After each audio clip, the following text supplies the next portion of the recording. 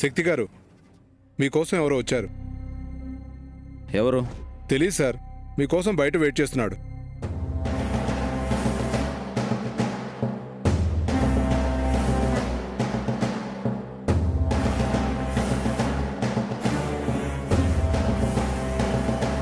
ఎవరు?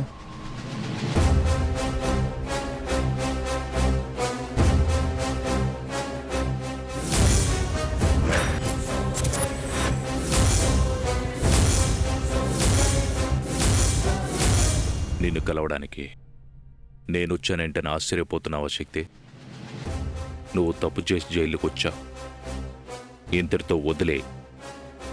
అలా కాకుండా జైని చంపుతానని మీనాక్షిని బెదిరించడం ఆపేయి. ఇప్పటి వరకు నేను మీ ముందు, మీ మాతృమూర్తి ముందు ఒక మామూలు వ్యక్తిగా, ఒక పసిపాపకు తండ్రిగా వచ్చాను. అదే నేను పాత వాసుదేవుని అయ్యుంటే ఇప్పటి వరకు నన్ను తట్టుకోలేక మీరు విలవిలలాడిపోయేవారు. ఏయ్, బెదిరిస్తున్నావా? నువ్వు బెదిరిస్తే భయపడ్డానికి ఇక్కడెవడో సిద్ధంగా లేడో. నేను ఏదైనా భరిస్తాను, కానీ మా అమ్మ విషయంలో ఎవరైనా జోలికొస్తే నేను భరించలేను. నువ్వు మా అమ్మని కన్నీళ్లు పెట్టించావు, బాధపడేలా చేశావు,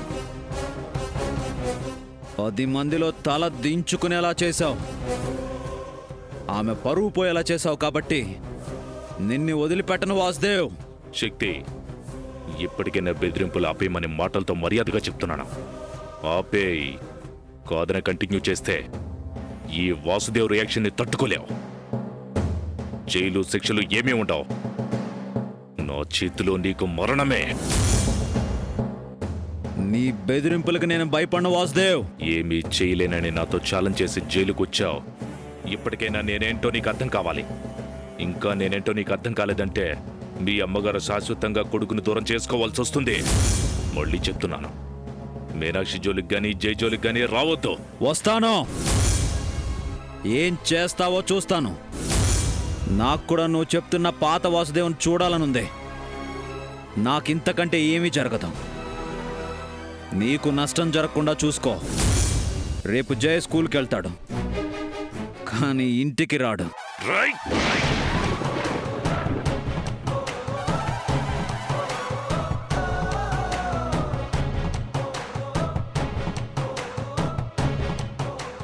please sir, sir please sir, దయచేసి అర్థం చేసుకోండి సార్. రేయ్,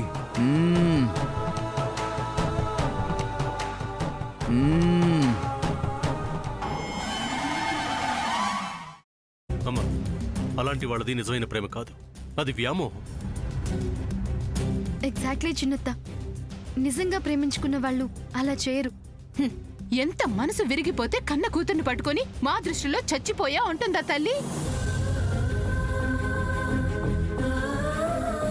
అది సరే అమ్మా, తన కూతురుతో తన మాట అనేటప్పుడు ఆమె మాటల్లో వ్యథ, కళ్ళల్లో బాధ గమనించావమ్మా? పెద్దబాబుకు బర్త్డే విషెస్ చెప్పు కూడా వెళ్ళాం కదా. ఊరికే ఎలా కాలిపోతుంది?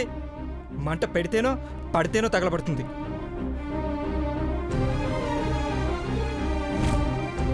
కరెక్ట్ చిన్నబాబు, నీకొచ్చినట్టే నాకు డౌట్ వచ్చింది. పార్వతే షర్టును తగలబెట్టిందనుకుంటా.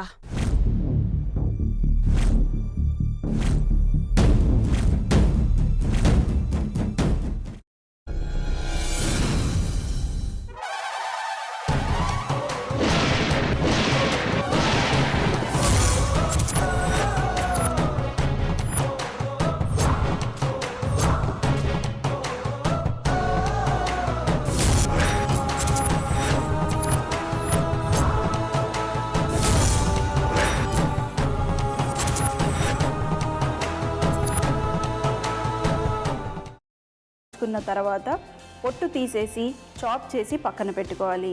ఒక ప్యాన్లో కొద్దిగా నూనె వేడి చేసి అందులో ఆవాలు, మినప్పప్పు, శనగపప్పు, కరివేపాకు, సన్నగా తరిగి పెట్టుకున్న ఉల్లిపాయలు వేసుకుని 1 నిమిషం పాటు వేయించుకోవాలి. ఆ తర్వాత కాల్చి కట్ చేసి పెట్టుకున్న వంకాయని కూడా అందులో వేసుకుని బాగా మిక్స్ చేసి బౌల్లోకి ట్రాన్స్ఫర్ చేసుకుని అందులో తగినంత చిక్కటి పెరుగు లేదా పల్చటి పెరుగు వేసుకుని మిక్స్ చేసి అన్నంతో కానివ్వండి, చపాతీతో కానివ్వండి సర్వ్ చేసినా చాలా బాగుంటుంది.